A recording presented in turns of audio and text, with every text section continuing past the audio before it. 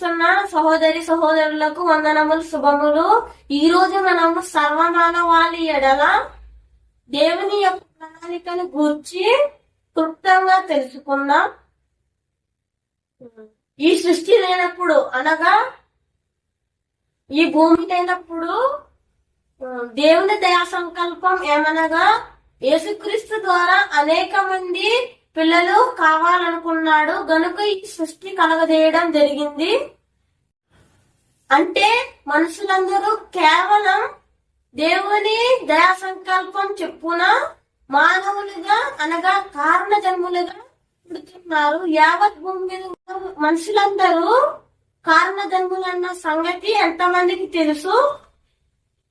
ఈ సంగతిని మనం కేవలం దేవుని వాక్యంలో వ్రాయబడిన దానిని ఈ సందర్భంలో పరిశీలన చేద్దాం. అపోస్తులైన పౌలు ఎఫెసీయులకు రాసిన పత్రికలో ఇలా వ్రాయబడి ఉన్నది. ఎఫెసీ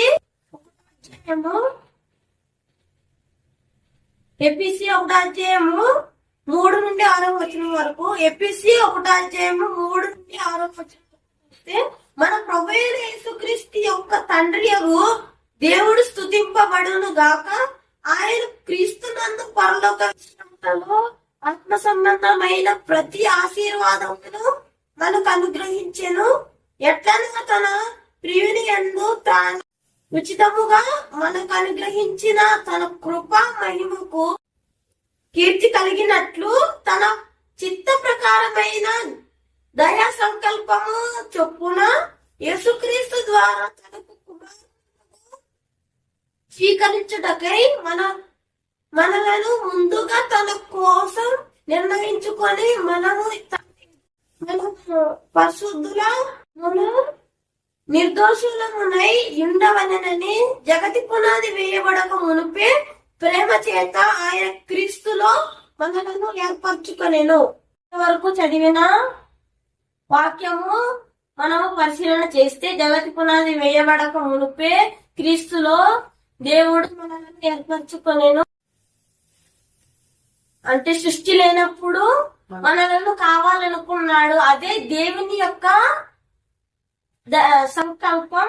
అది మనము ప్రాముఖ్యంగా గమనించవలసిన విషయం. ఈ భూమి మీద ఉన్న మనుషులందరూ ఈ దేవుని యొక్క ప్రణాళికను ఎరగక తన ఇష్టానుసారంగా జీవించి నిత్యనాశమునకు పాత్రలగుతున్నాయి. దేవుని యొక్క ప్రణాళికను పరమార్థము గ్రహించి ఆయన చిత్త ప్రకారము జీవించినట్లయితే మన జీవితము ధన్యకరము. దేవుడి మాటలు దీవించును గాక. అందరికీ వందనములు.